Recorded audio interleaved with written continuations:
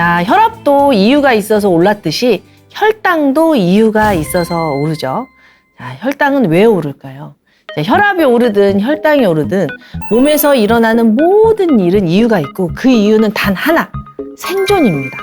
자, 이 생존이라는 키워드를 잊지 마시고 기본으로 깔고 공부를 하시면 몸을 이해하는 데 되게 도움이 될 텐데요. 오늘도 혈당과 생존으로 해서 이해를 해보겠습니다. 자, 몸은요, 끝까지 살아남는 게 목적이에요. 사느냐 죽느냐 이것이 몸으로서는 최대 숙제죠. 자, 사느냐 죽느냐 바로 생존인데요. 자, 생존을 한다는 건 어디가 생존하는 거죠? 예, 우리 몸에서 가장 중요한 건 바로 뇌죠. 다른 장기, 팔다리, 내부 오장육부가 다 살아 있어도 뇌가 죽는다면 우리는 뇌사 판정을 받고요. 장기 기증을 하고 떠날 수밖에 없어요. 그래서 우리가 끝까지 지켜내야 되는 건 사실은 뇌라고 생각해도 과언이 아니죠. 그런데 뇌는 포도당을 에너지로 써요. 뇌는 포도당이 없으면 굉장히 혼란스럽습니다. 근데 포도당만 에너지로 쓰는 게 아니라 뇌에 정말 없어서는 안 될 게 뭐죠? 바로 산소죠. 근데 산소를 운반하는 게 뭐예요? 혈액 속에 있는 적혈구죠. 그런데 이 뇌하고 적혈구, 신경세포, 이 뇌 속에 신경세포가 가장 많죠. 우리 온몸에 신호를 보내는 신경세포, 우리 몸에서 뇌하고 적혈구하고 이 신경세포, 생명활동에 너무나 중요한 조직인 이 세 가지 세포가 오직 포도당만 에너지로 쓴다는 게 핵심입니다. 그래서 우리 몸은 일정하게 포도당을 유지해야 돼요. 그래야 적혈구가 우리가 잠을 자건 굶건 일을 하건 끊임없이 온 세포로 산소를 보내고요. 신경세포가 온 세포에게 신호를 보내서 나라는 사람이 완성이 되는 거거든요. 그리고 뇌는 포도당이 없으면 저혈당이 와서 큰일이 나거든요. 그래서 어떻게든지 뇌하고 적혈구하고 신경세포에 일정하게 포도당을 보내는 것이 매우 생존에 중요합니다. 이걸 잊지 마세요.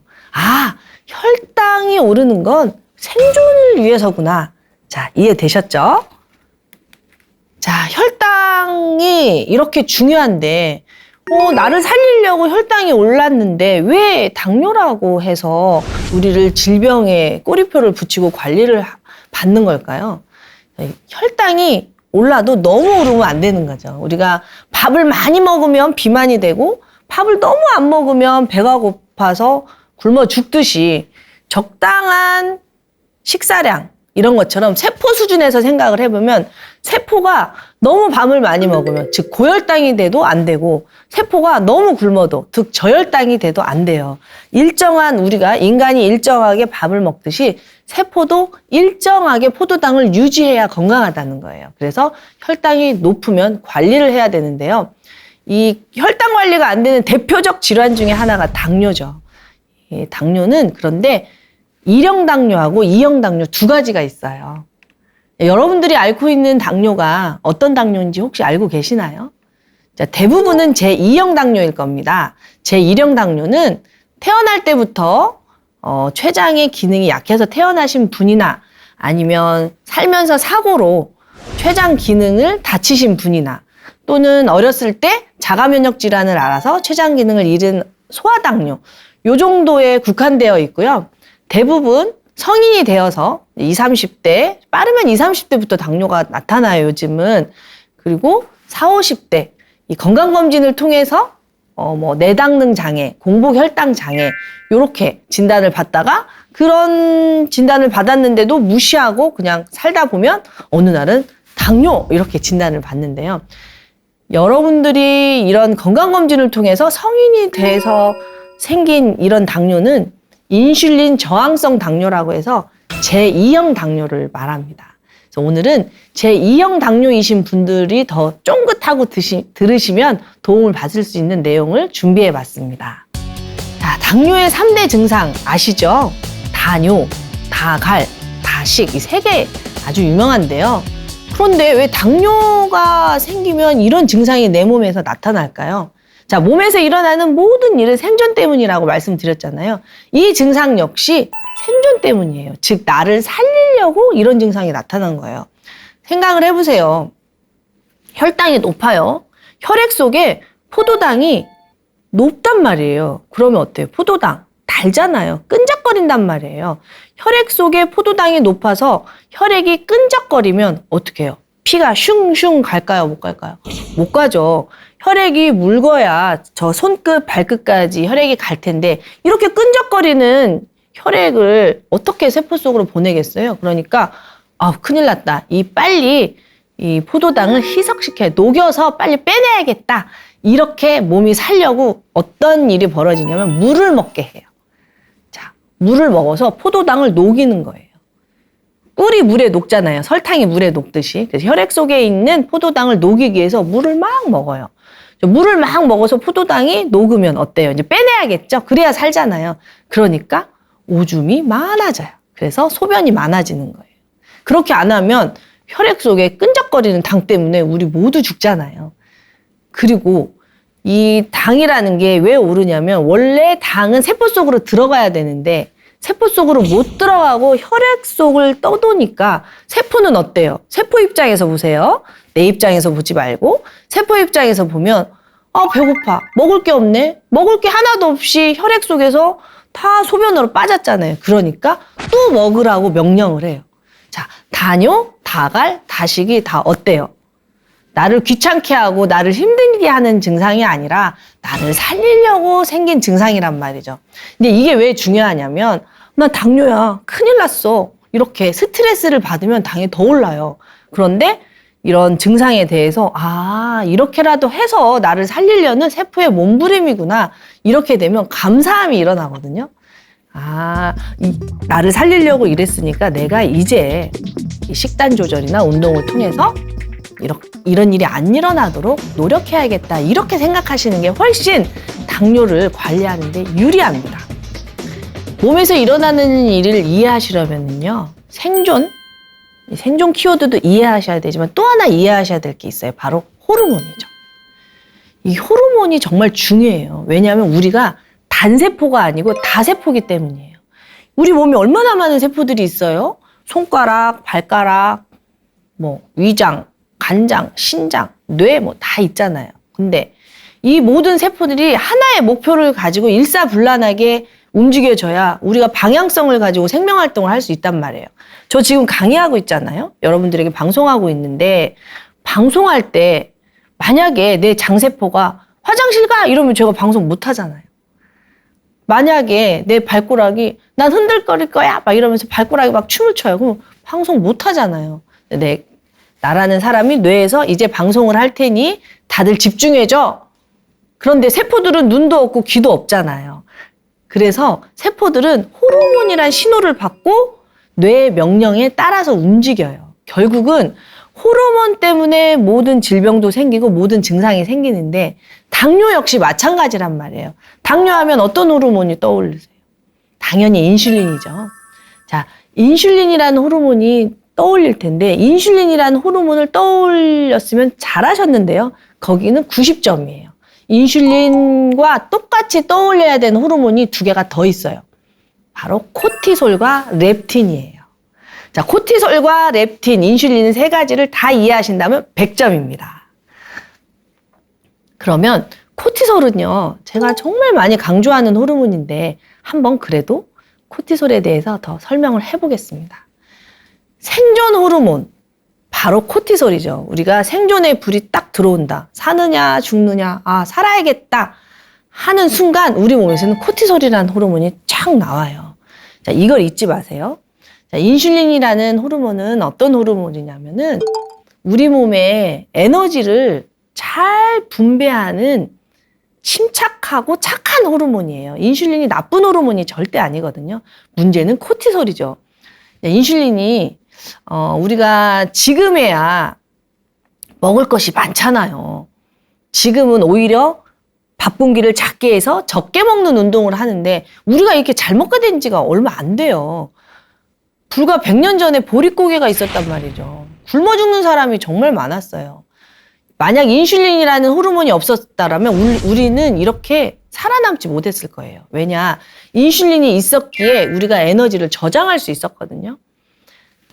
늘 굶다가 밥을 한번 먹어요. 밥을 먹으면 포도당이 몸에 싹 들어오잖아요. 그러면 인슐린이 배가 고플 때, 굶을 때를 대비해서 에너지를 저장합니다. 자, 인슐린이 에너지를 저장하는 호르몬이라고 하셨으면 이 에너지는 뭐예요? 포도당이에요, 포도당. 자, 포도당을 현금이라고 생각을 해보세요. 현금을 우리는 막 쓸 수 있어요. 제가 지금 이렇게 활동할 수 있는 건 지금 포도당을 에너지로 막 쓰는 거죠. 그런데 현금을 막 들고 다닐 수 있나요? 우리가? 현금 들고 다니면 무겁기만 하고 현금 있으면 막 써버리잖아요. 그러니까 우리가 지폐로 바꿔서 저장을 해요. 그게 바로 글리코겐이에요. 돈하고 똑같아요. 인슐린이 돈 저축하는 게 하는 호르몬이란 말이죠. 자, 글리코겐은 지폐라고 생각하시면 돼요. 어디에다? 간하고 근육에다 글리코겐 형태로 저장을 해요. 우리가 음식을 먹어서 포도당이 들어오면 현금처럼 순환하는 거는 혈액 속으로 보내고 좀 많이 남는 것은 나중에 쓸 때를 대비해서 지폐로 바꿔서 간하고 근육에 저장을 한단 말이에요. 그런데 간하고 근육에 저장을 하고도 많은 돈이 또 들어왔네? 많은 포도당이 들어왔네? 그러면 더 저장할 수 있잖아요. 그러면 그때는 어때요? 좀 찾아 쓰기 힘들게 은행에다 갖다 넣는 거죠. 은행에다 갖다 넣는 것이 어디냐? 바로 지방세포예요. 지방세포에 지방으로 전환해서 저장을 하는 거죠. 그래서 인슐린이 우리가 먹은 포도당을 간하고 근육에는 지폐로, 지방에는 은행으로 저장을 합니다. 근데 은행에서 돈 꺼내려면 비밀번호도 써야 되고 복잡하잖아요. 그래서 지방세포로 포도당을 전환을 하면 꺼내 쓰기가 좀 힘들어요. 그래서 살을 빼기가 좀 힘든 거죠. 그런데요, 우리가 이 지방을 어디다 저장하느냐도 굉장히 중요해요. 지방을 피하 지방 있죠? 피부 밑에 있는 지방. 그래서 피하 지방이에요. 피하 지방에 저장을 할 때는 그렇게 지방이 나쁜 짓을 안 해요. 왜냐하면 피하 지방은 일종의 창고와 같아서 그 피하 지방에서 지방을 꺼내려면 또 비밀번호를 눌러야 되기 때문에 함부로 나오지를 않아요. 이제 문제는 내장 지방이에요. 내장 지방은 창고에 저장하는 지방이 아니라 현관 앞에 있는 지방이라고 상상을 하시면 돼요. 금방 쓸 수 있고 현관 앞에 뭐 물건이 있으면 되게 지저분하잖아요. 그런 것처럼 내장, 이 뱃속에 지방이 전환이 되면 혈액 속으로 이 지방이 막 새어나와서 굉장히 지저분해지고 염증이 많이 생겨요. 그래서 문제는 내장 지방을 없애는 게 굉장히 우리한테 숙제인 거죠. 이렇게 우리가 당을 지나치게 많이 먹으면 인슐린이 많이 나와서 인슐린이 간하고 글리코겐으로 에너지 저장을 하고도 남는 것을 내장 지방에 전환을 하는데 이때 코티솔이 인슐린을 굉장히 방해한다는 거죠. 우리가 인슐린이 나올 때는요, 어떤 태평성대식이라고 상상을 하면 좋을 것 같아요. 이렇게 좀 평화롭고 먹을 것도 많고 그럴 때는 간하고 지방에 당 저장하고 간하고 근육에 당을 저장하고 또 피하 지방에도 당을 좀 저장하고 빨리 쓸 것만 내장에 살짝 저장을 하고 요 정도면은 아주 평화로워서 뭐 걱정할 것이 없는데 문제는 우리가 스트레스를 받았을 때. 자, 스트레스를 받았다는 게 뭐예요? 생존의 불이 켜진 거예요.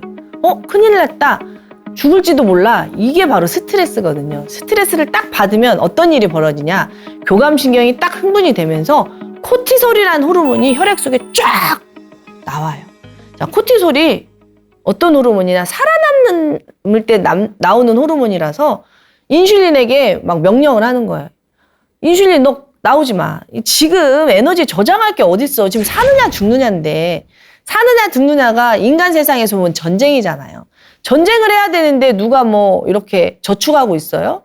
다 놓고 도망가든가 전쟁에 나가 싸우던가 이래야 되잖아요. 그러니까 코티솔이 나와서 인슐린한테 너 지금 저축할 게 어딨어. 있는 거 다 내놔. 이렇게 말을 해요.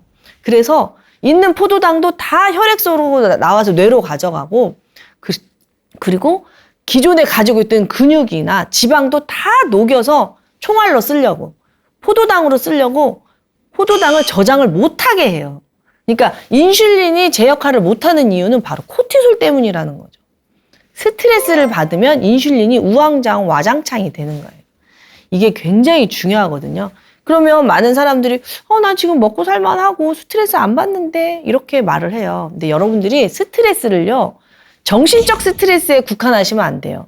정신적 스트레스도 인슐린을 교란시키지만 육체적 스트레스, 너무 지나치게 과로한다든가 너무 잠을 안 잔다든가 또 너무 몸이 해독하기 힘들 정도로 많이 먹는다든가 또 몸이 싫어하는 음식을 싫어하는 약 이런 것들을 많이 먹는 거 다 스트레스예요. 뇌는 정신적 스트레스와 육체적 스트레스를 구분을 못해요. 스트레스를 받으면 그 어떤 스트레스든지 코티솔이 올라오고 코티솔이 올라오면 인슐린이 엉망진창이 되는데요. 원래 지방세포에서는요. 렙틴이라는 호르몬도 나오게 돼 있어요. 이 렙틴이라는 호르몬이 왜 나오냐면 인슐린이 나와서 지방세포에다가 포도당을 줘서 지방세포가 지방을 착착착착 저장을 했는데 지방세포도 한계가 있잖아요. 이 창고에도 용량이라는 게 있을 거 아니에요? 그래서 지방세포가 어느 정도 지방이 딱 차이면 렙틴이라는 호르몬이 나타나서 뇌에게 연락을 해요. 지방 꽉 찼으니까 이제 그만 먹으세요 라고 연락을 하는데 이 코티솔이 나오면 렙틴 저항성이 생겨요. 이 코티솔이 나와서 지금 전쟁인데 큰일 났는데 더 먹어야지. 지방세포 말을 안 듣는 거예요. 그래서 어떻게 돼요? 밥배 따로 간식배 따로 이런 것처럼 먹었는데 또 먹고 밤에도 먹고 낮에도 먹고 계속 식욕 항진이 일어나는 거예요. 식욕이 항진이 되는 거예요. 식욕 항진이 뭐예요? 정상이지 않다는 거죠. 필요 이상으로 많이 먹게 되는 일이 바로 코티솔 때문에 일어나요. 코티솔이 몸이 위기가 됐다고 전신에 신호를 보내기 때문에 살아남으려고 이런 호르몬 교란이 오거든요. 그래서 여러분이 당뇨를 이해하시려면 이 세 가지 호르몬을 잘 이해하셔야 돼요. 자, 이 호르몬 때문이에요. 여러분들이 당뇨로 고생하는 이유는 여러분이 의지가 약하고 여러분이 잘못해서가 아니라요. 우리 몸이 잘못된 신호를 받기 때문이에요. 그러니까 절대 자기 자신을 자학하거나 구박하지 마. 자학이 구박인가요? 자기 자신을 학대하지 않았으면 좋겠어요. 나는 식이 조절도 못하고 나는 이러면서 우울증까지 오거든요. 여러분 잘못이 아니라는 거 제가 꼭 좀 말씀드리고 싶어요. 여러분 때문이 아니라 뇌 때문입니다. 뇌가 착각해서 그러는 거예요. 그러니까 우리가 뇌를 안정시키는 게 당뇨에서 벗어나는 제일 중요한 지름길이에요. 오늘 그거 꼭 알고 저와 같이 계속 공부해 보시게요. 자, 다시 한번 정리해 드릴게요. 여러분 인슐린 이해하셔야 되잖아요. 자, 인슐린은 에너지를 총체적으로 진두지휘하는 호르몬이에요. 에너지를 재분배하는 거죠. 에너지를 지폐로 바꾸고 에너지를 은행에다 저장하는 이렇게 아주 중요한 저장 호르몬이라는 거 꼭 기억하세요. 자, 근육으로 포도당을 넣는 거 글리코겐 형태로 넣고 지방세포에는 중성지방의 형태로 넣습니다. 자, 간에도 약간의 지방과 약간의 글리코겐을 넣어서 에너지를 저장합니다. 그래서 간이 우리 몸에서 이렇게 커요. 간이 큰 사람이 담대하다고 하잖아요. 아유, 저 사람 간 크네. 왜 그래요? 간에 에너지를 많이 저장할 수 있기 때문에 힘든 일도 잘 견디는 거죠. 그리고 적당한 인슐린은 혈관을 확장해서 혈압을 정상으로 유지하는 데 도움을 줍니다. 적당히 포도당이 들어오면 혈관을 확장해서 온 세포에 포도당을 전달하는 거죠. 그동안 굶느라고 못 먹은 세포들까지 다 주기 위해서 태평성대라는 것이 몸에 신호를 보내는 거죠. 그러니까 인슐린은 우리에게 매우 고마운 호르몬이에요. 나쁜 호르몬이 아니거든요. 인슐린이 있었기 때문에 우리가 이렇게 살아남을 수 있었던 거죠. 근데 지금은 시대가 바뀐 거죠. 다시 한번 강조해 드리는데요. 인슐린을 만드는 곳은 췌장입니다. 췌장에서는 인슐린을 만들기만 하지 쓰지는 못해요. 자, 췌장은 인슐린을 만드는 곳. 자, 그런데 췌장에서 만든 인슐린이 일을 하는 곳이 어디예요? 바로 간과 근육과 지방. 이걸 잊지 마세요. 이래야 당뇨 약을 이해하는 데 도움이 되거든요. 자, 인슐린이 일하는 곳은 간하고 근육이 지방인데, 자, 그럼 최종적으로 이렇게 췌장이나 간이나 근육이나 지방이 일을 해서 만든 포도당 있잖아요. 이 포도당을 가장 많이 쓰는 곳은 어딜까요? 네, 맞습니다. 바로 뇌입니다. 그러니까 췌장과 간과 근육과 지방이 열심히 일을 했는데 쓰는 곳은, 포도당을 쓰는 곳은 뇌라는 거. 이 모든 것에 뇌와 췌장과 간과 근육과 지방의 관계를 아셔야 당뇨의 늪에서 벗어나기가 쉬운 거죠. 그런데요, 당뇨 걸리신 분들이, 당 있으신 분들이 지방간에도 많이 잘 노출이 돼요. 자, 그러면 눈치를 채셨겠죠? 아, 인슐린하고 지방간하고 무슨 관계가 있나 보다. 자, 이해되시죠? 저에게 상담하시는 많은 분들이 이런 분들이 있어요. 나는 고기도 잘 안 먹고 술도 입에도 안 돼요. 근데 왜 내가 지방간이 걸렸죠? 이렇게 억울해 하시는 분들 진짜 많거든요. 근데요, 아까 말씀드린 것처럼 인슐린을 췌장에서 만들지만 일하는 곳이 지방하고 간이어서 그래요. 간은요, 건강한 사람도 일정 정도의 한 5% 정도의 지방을 저장을 해요. 적당한 지방이 있어야 돼요. 지방이 나쁜 게 절대 아니에요. 이제 문제는 그 이상으로 간에 지방이 쌓이는 건데 왜 그러냐? 인슐린의 신호를 안 받기 때문이에요. 인슐린의 신호를 안 받아요. 그래서 인슐린이 간에게 간아 지방을 더 이상 쌓지 마라고 신호를 보내요. 그런데 인슐린만을 안 듣고 간이 지방을 막 쌓아버려요. 이게 바로 인슐린 저항성으로 인한 지방간입니다. 자, 아까 제가 말씀드렸죠? 중성지방을 어디에 쌓느냐가 사실은 굉장히 중요하다고. 자, 중성지방을 피부 밑에 쌓는 것은 그렇게 위험하지가 않아요. 이 피부 밑에 쌓는 지방은 혈액 속으로 잘 안 흘러나온다고 했잖아요. 근데 뱃속에 쌓인 내장 지방. 근데 간도 내장이잖아요. 그러니까 간에 쌓인 지방이나 뱃속에 쌓인 내장 지방은 매우 위험해요. 왜 그럴까요? 왜 피하 지방은 안 위험하고 내장 지방이 이렇게 위험한 걸까요? 그거는요, 역시 코티솔 때문이에요. 자, 우리가 포도당을 많이 먹었어요. 뇌가 스트레스를 받아서 계속 먹어라 명령을 해가지고 배가 부른데도 계속 포도당이 들어왔단 말이에요. 근데 뇌도 그럴 만한 이유가 있어요. 왜냐하면 옛날에는 스트레스를 받는다는 게 그 호랑이가 날 쫓아오거나 전쟁에 가서 이렇게 싸워서 살아남거나 아니면 도망가거나 막 이렇게 근육을 쓰는 반응이 많았단 말이에요. 옛날에는 다 몸을 써서 일을 했잖아요. 누가 저처럼 지금처럼 앉아서 이렇게 일을 해요. 옛날에는 다 밭 갈고 나무하고 그러다 호랑이 만나면 도망가고 과거 시험 보려면 산을 넘고, 그러니까 포도당이 많이 올라도 바로바로 쓰여졌단 말이에요. 옛날에 스트레스를 받아서 포도당이 올라도 다 쓰여지니까 이렇게 축적될 게 별로 없었단 말이에요. 근데 요즘은 어때요? 스트레스가. 뭐 직장 상사 때문에 스트레스를 받았다거나 아이 때문에 스트레스를 받았다거나 또는 뭐 주식이 안 올라서 스트레스를 받았다거나 뭐 여러 가지 정신적 스트레스를 받았을 때 우리가 직장 생활 하고 있는데 나가서 막 한 바퀴 뛸 수 있어요? 못 뛰잖아요. 그러니까 스트레스를 받아서 혈당은 올렸는데 그거를 쓰지를 못해요. 그럼 어떻게 해요? 다시 인슐린이 코티솔한테 말을 하는 거야. 아이, 네 말 듣고 당 네가 쓴다고 그래서 내가 당을 안 썼는데 쓰지도 않네. 이렇게 혈당 많으면 안 돼. 그러니까 다시 인슐린이 얘네들을 빨리 지방세포로 전환을 해요. 그러니까 스트레스를 받아서 많이 먹어서 혈당이 오르면 다시 인슐린이 나와서 지방으로 전환을 해요. 근데 지방세포에 한정이 돼 있잖아요. 지방세포도 한계가 있으니까 쌓다가 지방세포가 파업을 해요. 더 이상 들어오지 마. 그러면서 이 지방세포가 더 이상 못 쌓겠어 하면서 혈액 속으로 나와버리는 거예요. 혈액 속으로 나와버리면 우리의 세포들은 포도당하고 지방산이 혈액을 흘러다닐 때 뭘 먼저 쓸까요? 지방산을 먼저 쓴대요. 지방을 먼저 써. 왜냐? 눈치 보는 거죠. 뇌 눈치. 지방하고 포도당이 있을 때 포도당은 뇌가 써야 되니까 나는 지방을 먹어야지 하고 이 근육세포들이 지방을 먼저 쓰니까 포도당이 또 재고로 쳐지는 거예요.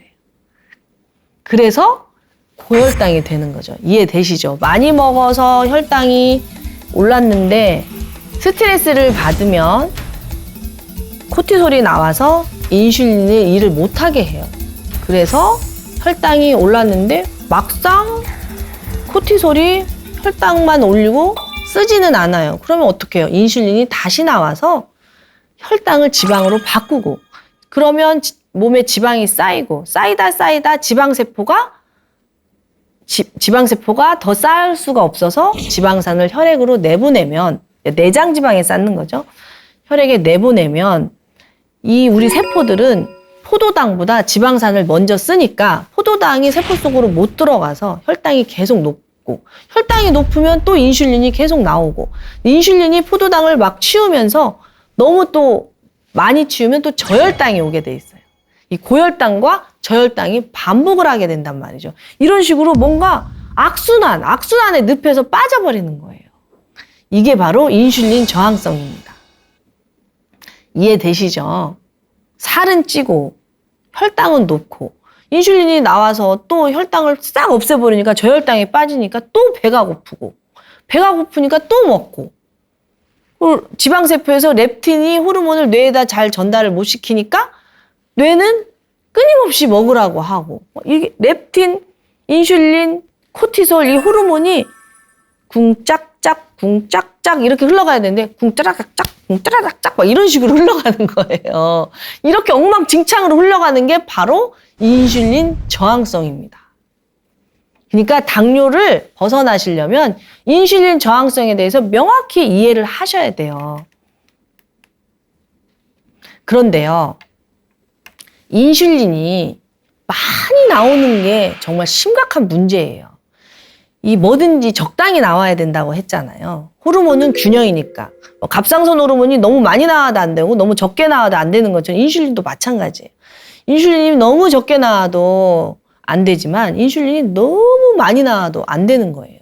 인슐린 저항성 이전에 고인슐린 혈증이 있어요. 인슐린 말을 세포가 안 들으니까 췌장에서는 왜 내가 인슐린 분명히 일하라고 간이랑 지방이랑 근육에 보냈는데 왜 이렇게 당 조절이 안 되지? 내가 인슐린을 좀 적게 보냈나 하면서 췌장에서 인슐린을 더 쏴버려요.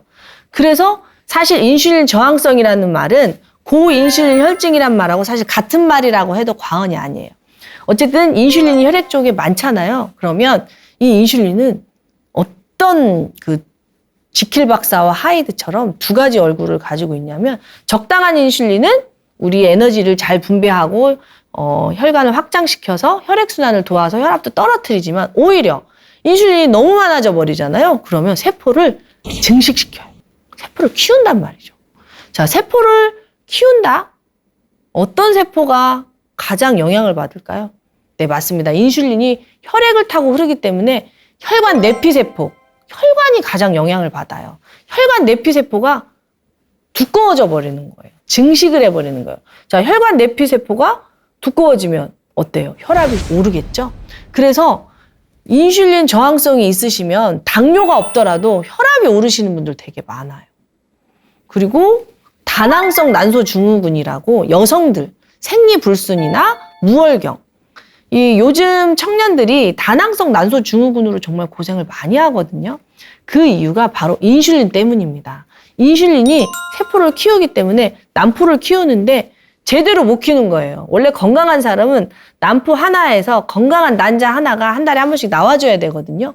그런데 다낭성, 건강하지 않은 난포가 여러 개 열리는데 제대로 된 난자는 하나도 배출을 못 해요. 그러니까 생리가 안 오는 거예요. 이걸 다낭성 난소증후군인데 이거의 원인이 바로 인슐린에 있다는 거죠. 그래서 가끔 상담을 받아요. 약사님, 저 당뇨도 아닌데 그 생리불순이라고 산부인과에 갔는데 당뇨약이 처방이 나왔어요. 왜 그래요? 바로 인슐린 때문입니다. 그런데 이 고인슐린 혈증의 끝판왕이 뭐예요? 제일 무서운 거. 바로 암입니다. 암도 어때요? 필요 없는 세포가 막 커지는 거잖아요.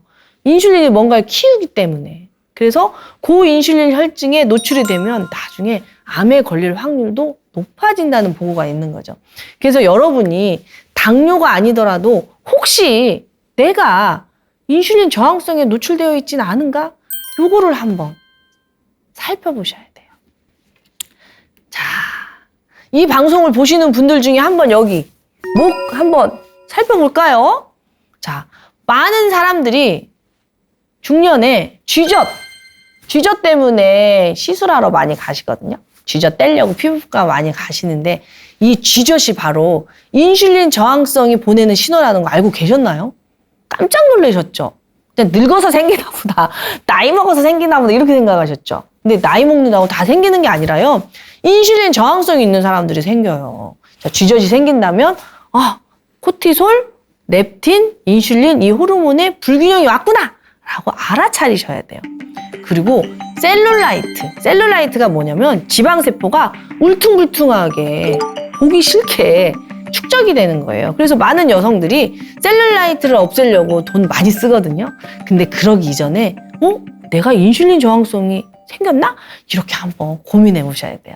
이 셀룰라이트는 남자보다 여자가 훨씬 많이 생겨요. 왜냐하면 이 인슐린하고 에스트로겐, 여성 호르몬이 매우 친하기 때문이에요. 그리고 목이 두꺼워져요. 그러니까 당뇨 진단받기 이전에 목이 이렇게 잡으면 두꺼워지는 거? 이런 분들. 목이 맨날 우리 피디님 목을 주무시는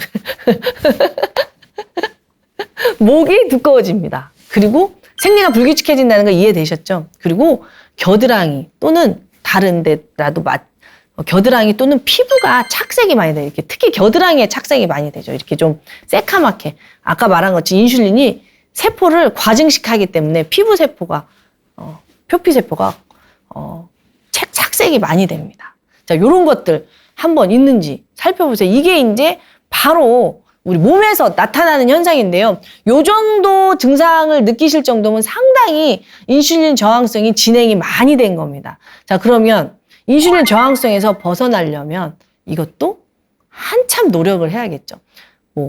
어제 이 인슐린 저항성이 뿌리가 깊어요. 우리 호르몬이 변화하는데 시간이 많이 걸리기 때문에 이런 증상이 이미 몸에서 발견이 됐다면 상당히 오랜 기간 몸과 마음을 잘 보살펴야 된다는 겁니다. 자, 이렇게 몸으로 딱 알 수 있는 신호도 있고 그게 아니고 이거는 정말 누구나 다 이러는 거 아닌가 할 정도로 그냥 일상생활에서 많이들 느끼는 증상도 인슐린 저항성일 수가 있습니다. 자, 인슐린 저항성 체크리스트를 제가 가져왔거든요. 여러분들이 한번 살펴보시면서 내가 몇 개나 해당이 되는지 보시면서 오늘부터 저와 같이 호르몬 조절 해보시게요. 첫째로 인슐린 저항성 있는 사람들은 무조건 배가 나옵니다.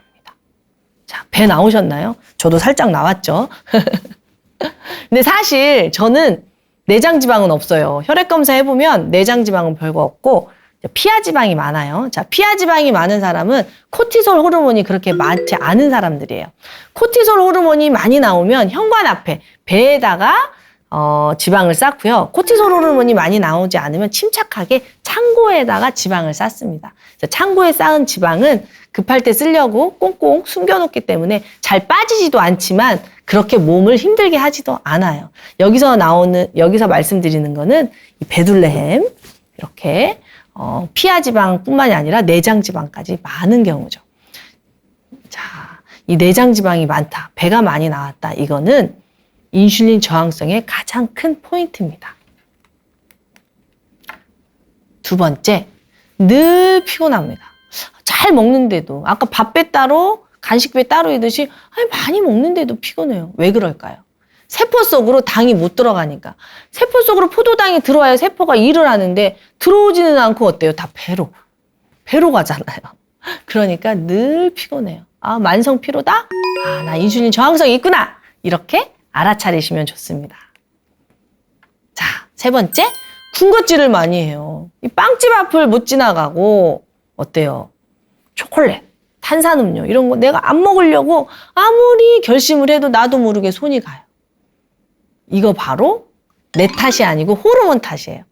자, 내가 식탐이 많고 내가 의지가 약해서 그러는 게 아니라 이 호르몬의 균형이 깨져 있어서 그렇다는 거 좀 위로되시나요? 자, 호르몬의 균형만 맞추면 군것질은 저절로 없어지게 되겠죠. 뇌에서 스트레스를 많이 받으니까 계속 먹으라고. 지방세포에서 렙틴 호르몬이 제대로 뇌에 전달을 못 시키니까 계속 먹게 되는 거예요. 자, 군것질을 계속 하게 되시는 분, 내가 인슐린 저항성이 생겼구나. 이거 알아차리셔야 됩니다. 네 번째, 식곤증이 있어요. 밥을 먹고 소화시키면서 조는 거예요. 졸고 소화가 다 될 때쯤 해서는 또 간식을 찾는 거죠. 이것도 바로 인슐린 저항성의 일부예요. 인슐린이 많으면 고인슐린 혈증, 혈액 속에 인슐린이 많아지면 식곤증이 오게 돼 있어요. 기억력과 집중력이 떨어져요. 인슐린이 올랐다 내렸다, 혈당이 높았다 낮았다 이러면서 뇌로 혈액이 제대로 가지도 못하고 또 고혈당일 때는 고인슐린이 생기면서 신경세포가 제대로 영양을 공급을 못 받으면서 기억력과 집중력이 떨어집니다. 똑같은 말의 반복인데요. 간식을 찾는 거, 간식은 안 먹더라도 한 끼만 굶어도 배가 고파요. 덜덜덜덜덜 손이 떨리고 저혈당 증상이 많이 온다는 거. 그거는 바로 인슐린이 과다하게 분비돼서 그래요. 고인슐린 혈증. 고인슐린이 나오면 혈액을 100 정도 일정하게 유지를 못하고 너무나 확 당을 치워버리니까 저혈당에 빠져버려요. 저혈당에 빠져버리면 뇌에 큰일이 나죠. 그러니까 계속 먹게 되는 거예요. 인슐린 저항성은 고인슐린 혈증이고 고인슐린 혈증은 혈당의 롤러코스터, 고혈당과 저혈당을 반복하게 돼요. 그래서 배고픈 것을 못 참게 돼요. 배고픈 것을 못 참는다? 저혈당이 왔다. 이 뜻이에요. 내가 식탐이 많은 게 아니라 내가 호르몬 때문에 저혈당이 왔구나. 이렇게 알아차리시면 돼요. 그럼 몸을 보살피면 되잖아요. 자신을 학대할 것이 아니라. 그리고 짜증이 많이 나요. 인슐린이 많아진다. 고인슐린 혈증, 혈당이 높아진다. 혈당이 높아지면 사람이 교감신경이 흥분이 되는 거거든요. 혈당이 높다는 것을 우리 뇌는 교감신경이 흥분됐다고 인식을 해요. 그래서 짜증이 많아져요. 자, 그러니까 사람이 좀 우습게 돼요. 매일 배고픈 거를 못 참고 또 계속 먹고 그리고 짜증내고 좀 이상한 인격으로 변하는 것 같아요. 배는 나오고. 그러니까 자기 자신에 대해서 굉장히 실망을 하게 되면서 우울증까지 살짝 오거든요. 근데 이거 여러분들이 정말 인슐린을 몰라서 그래요. 절대로 여러분 탓이 아니라 호르몬 탓입니다. 저는 이 인슐린의 굴레에서 인슐린의 늪에 빠져서 너무 힘들어하시고 정신적으로 육체적으로 너무 힘들어하시는 분들을 많이 봐서 이 방송의 핵심은 정말 여러분 탓이 아닙니다. 호르몬 때문입니다. 라고 좀 알려드리고 싶었어요. 그리고 시력이 떨어지고 어지러워집니다. 자주 어지러워요. 잘 먹는데도 어지러워요. 그러니까 정말 이상하죠. 바로 저혈당 때문이에요. 고인슐린 혈증으로 인한 저혈당이 유발되기 때문이죠. 자, 인슐린 저항성 이제 다 잘 이해되셨나요? 자, 인슐린 저항성이 있으면, 자, 인슐린 하면 여러분들은 아까도 말씀드린 것처럼 당뇨만 떠오르는데 당뇨뿐만이 아니라 이렇게 많은 질환이 인슐린 저항성하고 연결이 돼 있습니다. 자, 가장 유명한 게 당뇨일 뿐이고요. 고혈압, 고지혈, 동맥경화, 지방간, 노화 이게 다 인슐린하고 연결이 돼 있어요. 그래서 고혈압으로 시작을 해도 나중에는 당뇨도 오고 고지혈이 오고 당뇨로 시작을 해도 나중에는 고혈압이 오고 고지혈이 오고 고지혈로 시작을 해도 나중에는 고혈압이 오고 당뇨로 오고 이렇게 세 가지 쓰리고라고 하는 아이들이 항상 같이 따라다닐 수밖에 없는 이유가 바로 인슐린에 대한 이해가 떨어져서 그래요. 인슐린을 제대로 이해하고 인슐린 관리를 했으면 당뇨도 잘 관리가 되고 당뇨에서 고혈압, 고지혈로 가질 않아요.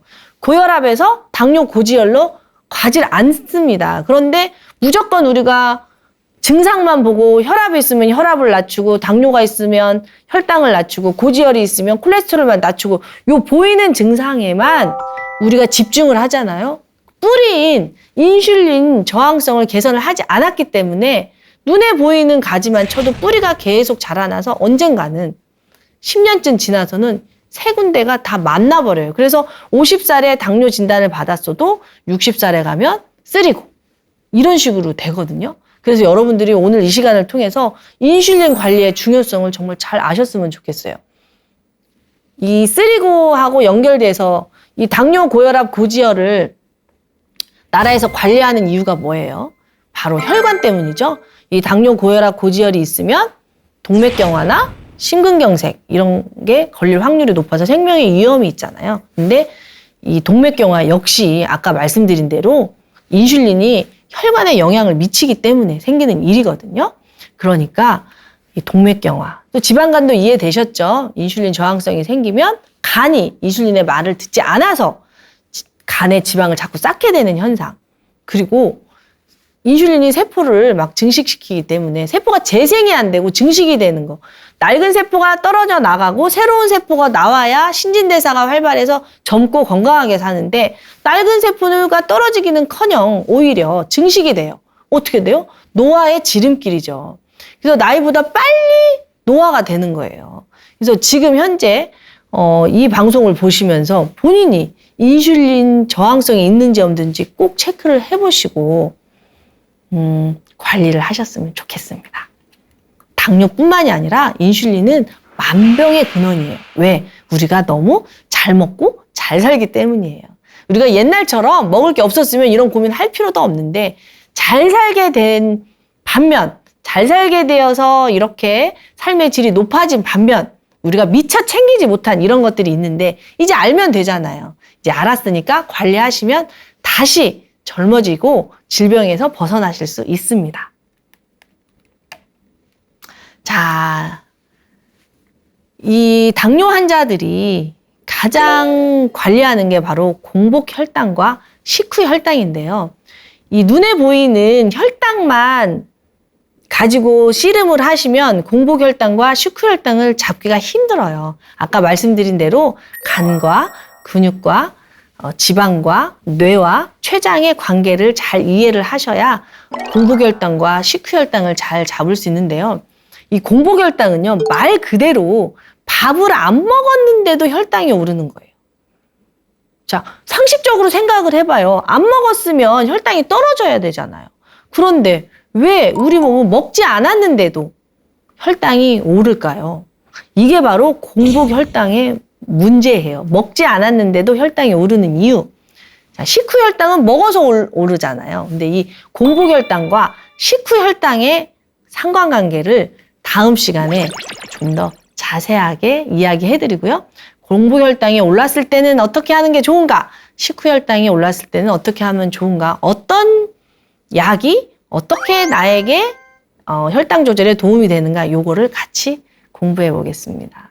자, 정리해 볼게요. 혈당이 오르는 이유는 생존 때문이고 생존의 불이 켜지면 호르몬이 변합니다. 어떤 호르몬이요?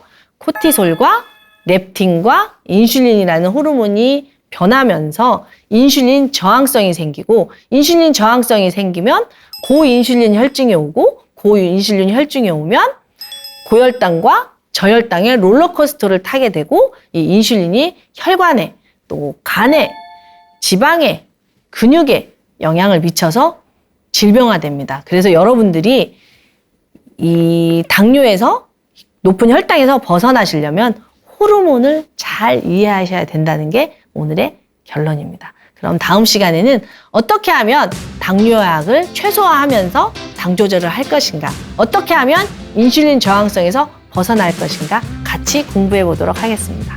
감사합니다.